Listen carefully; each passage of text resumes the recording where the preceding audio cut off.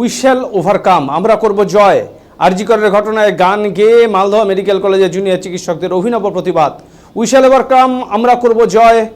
আরজি করের ঘটনায় মালদহ মেডিকেল কলেজের জুনিয়র চিকিৎসকদের এই অভিনব প্রতিবাদ 4 দিন ধরে চলছে। রাজ্যের সাথে মালদহ মেডিকেলের জুনিয়র চিকিৎসকদের কর্মবিরতি। বুধবার এই প্রতিবাদ মঞ্চে যোগ দিয়েছেন জেলার সিনিয়র চিকিৎসকরা। উল্লেখ্য, চলতি মাসের 8 তারিখ ঘটনা ঘটে আরজি করের ঘটনার তীব্র প্রতিবাদে জুনিয়র চিকিৎসকরা আন্দোলন বুধবার 4র্থ দিনে পড়ল।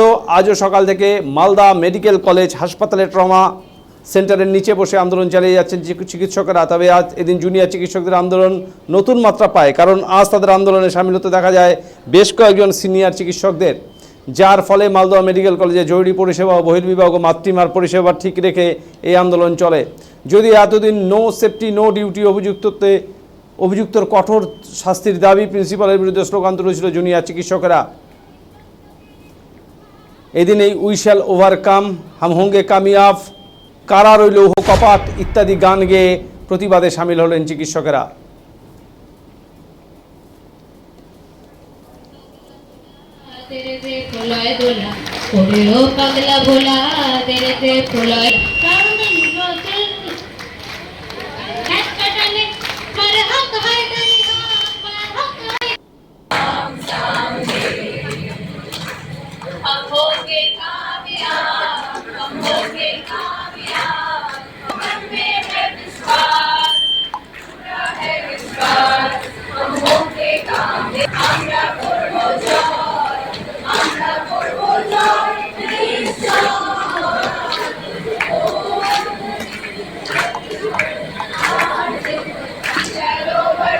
আমরা অবশ্যই নিরাপদ নই। দেখুন, যেখানে ওয়ার্কপ্লেস একটা, এটা শুধু ডাক্তারদের প্রতিবাদ হচ্ছে তা নয়, এটা একটা প্যান ইন্ডিয়া প্রোটেস্ট হওয়া উচিত। নির্ভয়ার থেকে ভয়ঙ্কর জিনিস এটা ঘটেছে, কারণ ওয়ার্কপ্লেসে যদি আমরা সেফ না থাকি তাহলে আমরা কোথায় সেফ? ক্যাম্পাস যদি সেফ না থাকে, আমরা সবসময় জানতাম যে ক্যাম্পাস আমাদের কাছে সব থেকে সেফ। তো ক্যাম্পাস যদি আমাদের কাছে সেফ না থাকে, আমাদের ওয়ার্কপ্লেস, আমাদের নিজস্ব সেমিনার রুম যদি আমাদের কাছে সেফ না থাকে, তাহলে আমরা কোথাও সেফ না। And that is not the work culture of India. সেটা আমরা দুর্গা পুজো করি, আমরা কি বলে মা আম্বেকে পুজো করি, সেই জায়গায় দাঁড়িয়ে আমরা কখনোই একটা মেয়ের এই হালত হতে দেখতে পারি না। তো একটা মেয়ে যদি এরকম অবস্থায় তার সেফটির বিয়ে হয়ে যায়, সে যদি তার ওয়ার্ক প্লেসে তার ইন্ডিপেন্ডেন্সটা কোথায়? আমরা যদি 100 বছর পিছিয়ে যাচ্ছি, এই ইনসিডেন্টটা আমরা 100 বছর পিছিয়ে দিয়েছে। মেয়েরা, বাবারা, মায়েরা মেয়েদেরকে বাইরে বেরোতে ভয় পাচ্ছে, যে মেয়েরা বাসে ট্রামে ট্রাভেল করবে কি কোথাও কাজ করতে যাবে, ডাক্তারি পড়ছে, এর থেকে নোবেল প্রফেশন আমরা জানতাম আর হয় না। তো সেখানে গিয়ে তার ওয়ার্ক প্লেসে গিয়ে সে যদি এইভাবে খুন হয়, এইভাবে রেপ হয়, তাহলে আর কিচ্ছু বলার থাকে না। যদি মালদা মেডিকেল কলেজে তো এরকম কোনো নিরাপত্তা নেই, বিভিন্ন দিকে খোলা রয়েছে, যে কোনো সময়। দেখুন, আরজি কর মেডিকেল কলেজটা কলকাতার একদম হার্ট অফ দি, একদম হার্টেই বলা চলে। এন্ড তারও একদম মিড পয়েন্টে গিয়ে, মধ্যমণিতে গিয়ে যদি এরকম সিচুয়েশন হয়, তাহলে মালদা কেন, যে কোনো পেরিফেরি যে কোনো জায়গাতে এরকম সিচুয়েশন হতে পারে। সো উই অল ওয়ান্ট যে আমাদের একটা বেসিক সিকিউরিটি উচিত, আমাদের একটা বেসিক প্রোটেকশন থাকা উচিত, যে অ্যাট ওয়ার্ক, অ্যাট ক্যাম্পাস অন্তত আমরা সেফ থাকবো, অন্তত আমরা নির্ভয়ে ডিউটি করতে পারবো। আমরা যদি প্রাণ বাঁচানোর আগে নিজেদের প্রাণের ভয় পাই, তাহলে আমরা প্রাণ কি করে বাঁচাবো? আন্দোলন ততদিন চলবে যতদিন না দোষীরা, সমস্ত দোষীরা শাস্তি পাচ্ছে।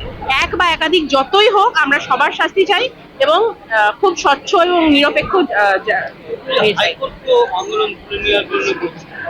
হাইকোর্ট সিবিআই এর হাতে দিয়েছে, ইনভেস্টিগেশন সিবিআই এর হাতে দিয়েছে, নিশ্চয়ই খুব ভালো একটা পদক্ষেপ। বাট এটা আমরা অবশ্যই বলবো, সিবিআই এর হাতে দেওয়াটা একটা আমাদের দাবি ছিল।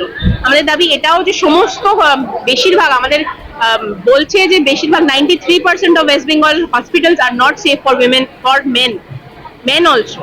মানে আমি বলবো না অ্যাসল্ট হচ্ছে কন্টিনিউয়াস, এইরকম টাইপের ইনসিডেন্টস কন্টিনিউয়াস হচ্ছে। We are not safe. We want justice. We want safety. We want nice work culture for us. Dr. Riya Dutta. High court আন্দোলন প্রত্যাহার করতে বলেছে। হাইকোর্টের যে কথাটা বলা হয়েছে হাইকোর্ট থেকে, সেটাকে আমি সম্মান জানাচ্ছি, ঠিক আছে। কিন্তু আমরাও তো আমরা জুনিয়র ডক্টর, এখানে স্টুডেন্টরা, তারপর বাকি আরো যে সিনিয়র ডক্টর সবাই রয়েছেন, তো আমরা তো একটা কারণের জন্য আমরা এখানে বসেছি, আন্দোলনের জন্য, একটা কারণের জন্য আমরা আন্দোলন করছিও। তো আমরা যেগুলো বলছি, যে দিদির সাথে এরকম রেপ করে মার্ডার করা হয়েছে, তো তার জন্য আমরা জাস্টিস চাইছি, আমাদের সিকিউরিটি দেওয়ার জন্য বলা হচ্ছে। তো এই দাবিগুলো যদি মেনে নিয়ে মেনে নিলে খুব ভালো হয় এবং সেই জিনিসগুলো মানে যত তাড়াতাড়ি এই জিনিসগুলো করতে পারবে, জাস্টিস দেওয়া, সিকিউরিটি মোতায়েন করা, তত তাড়াতাড়ি আমরা কর্মবিরতি তুলতে পারবো। তো আমাদের দাবিগুলোকেও যদি সম্মান জানানো হয় আমাদের খুব ভালো লাগবে এবং সেই জিনিসগুলো যত তাড়াতাড়ি সম্ভব যদি করে দেয় খুব ভালো লাগবে আমাদের। এই যে চিকিৎসক খুনের ঘটনার পর তোমরা এই ঘটনার পরে তোমাদের নিরাপত্তা কতটা, এই নিরাপত্তা ভালো কি বলছো মনে করো? সেটা নিয়েই তো প্রশ্ন যে আমরা নিরাপত্তা মানে কতটা নিরাপদ, তার জন্যই আমরা আমাদের দাবি দাওয়া জানিয়েছি। সেই দাবি দাওয়া যত তাড়াতাড়ি মেনে নেবে এবং যত তাড়াতাড়ি সব জায়গায় সিকিউরিটির ব্যবস্থা করবে ততই ভালো আমাদের জন্য। আমাদেরও কর্মবিরতি রেখে খুব একটা ভালো লাগছে না, কোনোভাবেই ভালো লাগছে না। আমরা তো ঘরে বসে নি, আমরা এখানে কর্মবিরতি করছি, এখানে থাকছি, বসে রয়েছি। এখানে আমরা মানে সমস্ত medical college all over India জুড়ে, ইভেন আজকে ফরেন কান্ট্রিও সেই রায় মানে সেই রকম ভাবে কথা বলেছে, সেটা আমরা দেখেছি। তো সমস্ত এবং সাধারণ মানুষও সেটার জন্য পথে নেমেছে।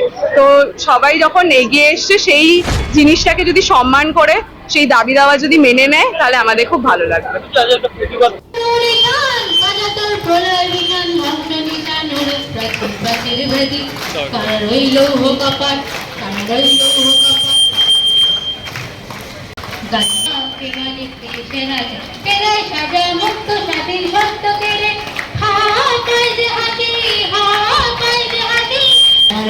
আমি চাই সত্যটা উদ্ঘাটিত হোক, দোষীরা সত্যি শাস্তি পাক। সে শাস্তি কোর্টের তো জাজমেন্ট কি দেবে, কিন্তু মুশকিল হচ্ছে অন্য জায়গাটায়। 1 বছর আগে স্বপ্নদীপ মারা গেছে, সিবিআই হ্যান ত্যান অনেক কিছু হলো, আমরা জাজমেন্ট পাইনি। নতুন আবার ঘটনা ঘটবে, এটা হারিয়ে যাবে। প্লাস হচ্ছে যে ঘটনা প্রবাহ তোমরাও যেমন জানছো আমিও জানছি, আরজি করে চেস ডিপার্টমেন্ট ভাঙা হচ্ছে। মূল যে যারা আছেন পেছনের মাথা, ওরা একটা স্লোগান দিচ্ছিল মূল মাথা প্রিন্সিপাল, যার মধ্যে ইনভলভ, প্রিন্সিপালকে প্রাইজ পোস্টিং দেওয়া হচ্ছে। হ্যাঁ, নিয়ন্ত্রণ কোর্টকে তুমিও যা মিডিয়া পড়ে জানছো আমিও জানছি। তাহলে মিডিয়া তো সব মিথ্যা বলছে তা নয়। তাহলে যেখানে তোমার অ্যাডমিনিস্ট্রেশন যখন এইটাকে পরিচালিত করে তাদের তখন থাকবে এবং তারা মিসগাইড করে তথ্য প্রমাণ যদি লোপ করে থাকে, কারণ এভিডেন্স চাই, কোর্ট এভিডেন্স চাই।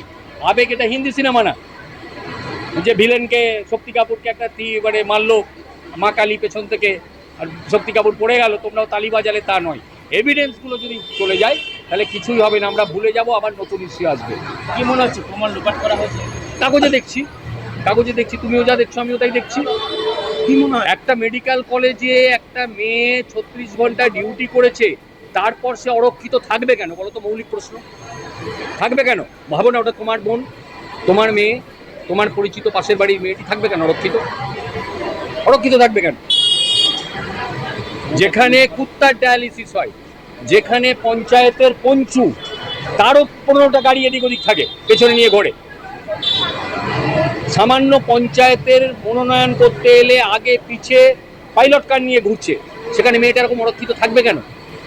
তোমার কি বিশ্বাস হয় যে একটা লোক ওরকম করে মেরে ঝুলিয়ে দিয়েছে, ওই রকম হয়েছে কাপড় চোপড় খোলা অবস্থায়, একটা সুইসাইড বলে তুমি চালাচ্ছ? বলো তুমি, খুব বেসিক কাগজ কি দিয়েছে তা না, এগুলো তো সত্যি। তাহলে বলো তো এই বেসিক জিনিসগুলো যদি হয় তাহলে তুমি কি বিশ্বাস করো? তোমার কি হজম হচ্ছে? কার্মোজাইন খেয়েও তুমি এটা হজম করতে পারবে না। বলছি আজকে এখানে এসেছিলেন, কি বললেন? আমি বললাম যে তোমাদের এই যে আন্দোলন, এটা ফলপ্রসূ হোক, কোনো প্ররোচনায় পা দেবে না, এমন কিছু হঠকারী সিদ্ধান্ত নেবে না। কারণ যে গভর্নমেন্ট যেই থাকুক, রাজা যেই থাকুক, এবং রাজা হলেও তাদের যারা সাঙ্গপাঙ্গ থাকে, তাহলে আগের রাজার আলখাল্লা পড়তো, এখন তার আলখাল্লা পাল্টে নেয়। নতুন রাজা রানী আসলে আবার তার আলখাল্লা পড়বে, লেলিয়ে দিতে পারে। আর ডাক্তাররা হচ্ছে খুব সফট টার্গেট। হ্যাঁ, পুলিশ খুব সফট টার্গেট, দেখবে পুলিশ ঘুষ খায়, হ্যাঁ, ডাক্তার চেম্বার করছে, বাকি দুনিয়া সব করে খাচ্ছে। নেতা চুরি করে ফাঁক করে দিচ্ছে, কিন্তু নেতাকে আমরা পুজো কমিটির ফিতে কাটতে ডাকি কিনা?